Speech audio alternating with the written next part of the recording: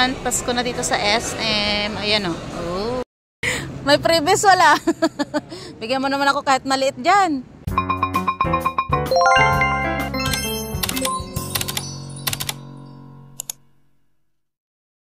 Ayan, hello guys. Good morning. Kumusta kayo guys? Ayan, ngayon ay araw na naman ng linggo at panibagong week na naman tayo. And ayan, kakatapos ko lang magpalit ng ating cover. Medyo palight lang tayo ngayon. At alam niyo naman, nahihilig lang tayo ngayon sa mga aesthetic. And for today's video nga, ayan, share ko sa inyo yung mga ganap-ganap ngayong buong linggo. Alam niyo naman, daily vlogs tayo bukod sa ating product review. Kaya samahan niyo ako guys ngayong buong isang linggo ulit, isi-share ko sa inyo. At yun nga guys, isi-share ko din sa inyo yung aking mga ginagawang low carb diet. Dahil nga, naglo-low carb ako ngayon dahil tumatawa na naman tayo ng mga nakaraan. Kaya on diet talaga yung tita nyo. Kaya isi-share ko din sa inyo guys. Panoorin nyo na lang dito sa ating video. Kasama po yung mga clips dito sa ating gagawing daily vlog. Ayan, hello guys. Good morning. Ayan, i-update ko pala kayo guys.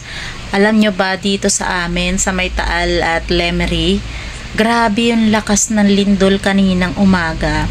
Alam mo ba yung nakatayo ka, tapos akala mo nalihilo ka o nalulula ka, yung pala lumilindol na.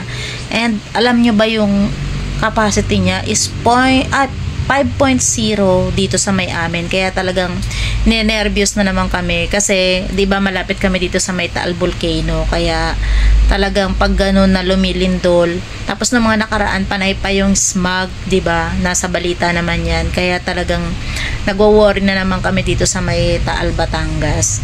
And yun nga guys, nag-update pala ako nung nakaraan dito sa aking buhok, yung ginamit kong well hair. Ayan, nasa vlog ko rin po yan. Panoorin nyo na lang guys yung aking mga product review. And talagang sobra nakakatakot at nakaka-nervyos kapag nakakaranas kami dito sa may amin ng ganong mga paglilindol. Dahil nga alam nyo naman, yung Taal Volcanoes nagiging active na naman, lalong-lalo sa ngayon. Ayan. Kaya ingat na lang po yung lahat ng mga taga Batangas. Alam nyo naman, lalong-lalo yung malapit pala dyan sa may Taal Volcano. Bandang Talisay, Laurelia, yan po yung pinakamalalapit dyan. Agoncillo and Lemery po, mababa din talaga yan. Yan po yung update ko sa inyo, guys. Nagbigay sa amin ngayon ng talong, tingnan mo, hinatid pa dito sa amin. Ang dami namin talong ngayon. Ang lalaki, fresh pa yan. Diba? Bilang 10. 10 peraso na malalaki. Diba? Thank you sa nagbigay ng talong. Salamat, sponsor. Salamat kay Junjun. At ngayon nga ay gagawa naman tayo ng pipino salad at ito nga yung ating mga gagamitin. Tara, samahan niyo ako guys.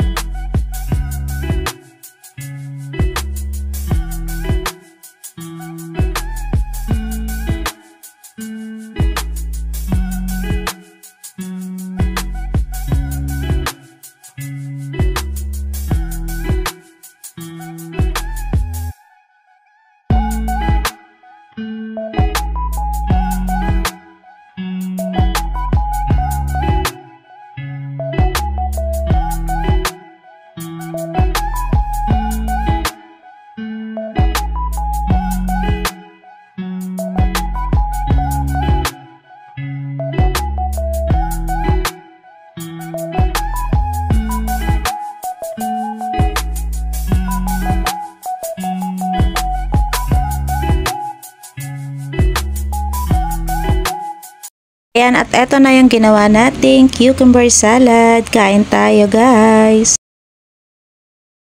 Open na yung Jollibee ngayon dito, oh. Ayan, ngayon na ay October 15, kaya yan, nagkakagulo na yung mga tao dyan sa Jollibee. Dahil first time lang magkaroon ng Jollibee dito. Ayan, Jollibee, Taal Branch. Ayan, daming tao, oh. Ayan, hanggang sa taas. Daming tao. Oh, pila-pila sila, oh. Oh, diba? Abot dito ang sasakyan. Oh, ang daming nag-Jollibee. Ayan, malapit na pala silang magpailaw dito sa Talo. Ayan, nagkabit na sila ng pailaw. Ayan. Ito na yung Taal. Malapit na namang magkaroon ng pailaw sa Taal. Ang ganda na naman dito sa gabi. Nagkakabit na sila. Ayan, oh. Ayan, tapos may mga tiyanggi na pala dyan, oh. Ayan, oh. Dahil malapit na nga pala mag-fiesta rito sa amin sa Taal. December 8, fiesta dito. Yan yung munisipyo ng Taal. Malapit na rin maglagay dyan ng mga Christmas decoration. Itong way na to, napupuno to ng tiyangge kapag fiesta dito. Hindi nakakadaan yung sasakyan dito. Yan, hanggang dito yan. Minsan may mga panindang pagkain, kung ano-ano. At iikot kami dun sa kabila kapag ito ay maraming tinda. Habot yan dito yung mga tinda dyan, no, dito. Yan, dito sa way na to. Sinasaran yan.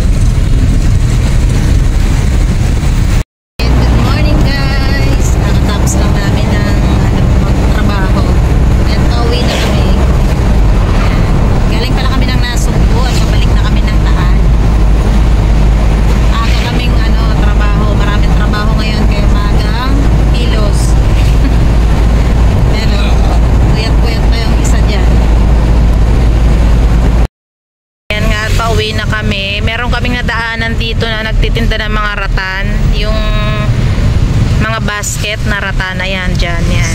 Titingnan natin, oo, yung mga handicraft na yon.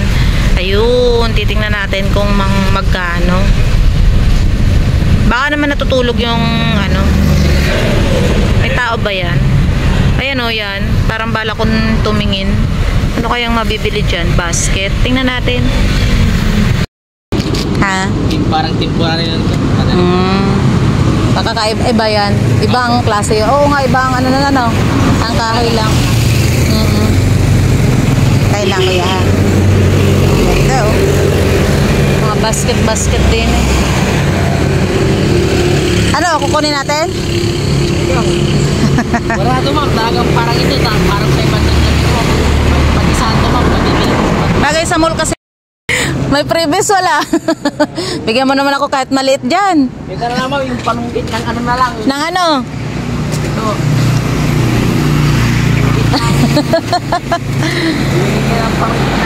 Ng ano yan? Panunggit ang damit? Ang dami dito, oh, guys. Oh, tingnan mo. Ganda, oh. Ay, sa mga halaman, tsaka yung mga basket. Yan. Yan. May duyan. Yan, nakakatuwa ito mga ganito. Alam mo dyan, mahal kasi sa mall to, eh. Panungkit. Okay. Magkano ganari mo? Sandal. Cute, eh. Matibay siya. Ay, ito, oh. Sinauna. Ay, yung... Oo nga, yung ganari. 250. 250. Ano. Maganda kasi, oh. May mga may mga takip-takip. Kalabasa na. Ang ganda re? 350 yan mo? Oh, 350. Tulad nito yan, ma'am. Oo nga, ratan kasi, oh. Ayan, tumawad na ng tumawad din, eh. Maganda sana ito mga ganito kung indoor yung planters. Marami ako yung nasa labas lang, hindi pwede yan. Maganda yung sa loob lang ang aking halaman sana. 350 lang. Yun nga, at nabudol nga kami ni Kuya. Nakabili kami ng mga basket na ratan. Maganda naman yung binigay sa amin. At mura din naman. Kung sa mall talaga, mahal yung gano'n. Galing pa daw ng Pangasinan yung kanila mga paninda. Bali 2 basket at isang pang lalagyan ng prutas yung nabili ko.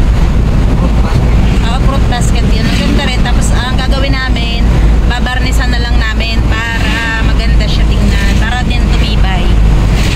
Pwede yung paglagyan ng mga kung ano-ano. Pwedeng damit, pwedeng mga grocery. Yung mga basket.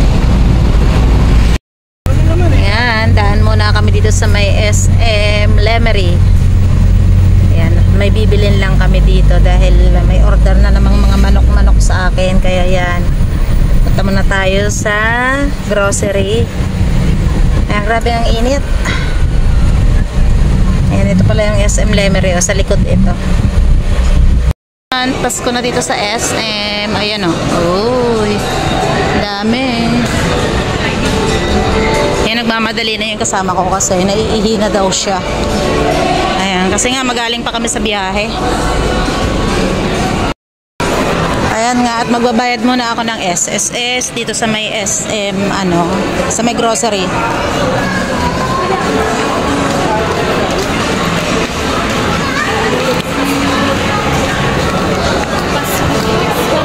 Pasko na nga dito sa SM. Meron na mga pamasko. Christmas Basket 2023. Yan. Medyo may 500. May 1,000. Yan. Nakalagay na sa mga lalagyan. Mga pang Christmas. Yan.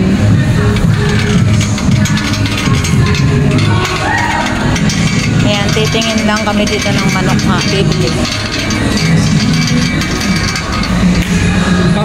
Ayan, eto nga palang basket na to, pwede rin paglagyan ng mga parcel na dumarating. Ito yung malaki niya, ayan o. Sobrang malaki yan siya guys. Pwede lagyan ng laundry basket, pwede lagyan ng mga grocery. At ito naman yung kapartner niya, ayan o. Ayan, dalawa siya. Set nung nabili. Ayan, nakakatuwa lang to. Tapos lalagyan na lang namin ng varnish para mas maganda na siya tingnan. Light lang siguro yung ikukulay natin dyan. Alam niyo ba sa online din, medyo mahal din yung mga ganito, lalong-lalo sa mall. Ayan o. Tapos yun nga, bumili din ako ng ng lalagyan ng prutas. Ayan. Yun. Ganda siya kasi usong-uso ito ngayong ratan, mga ratan na gamit. Ayan.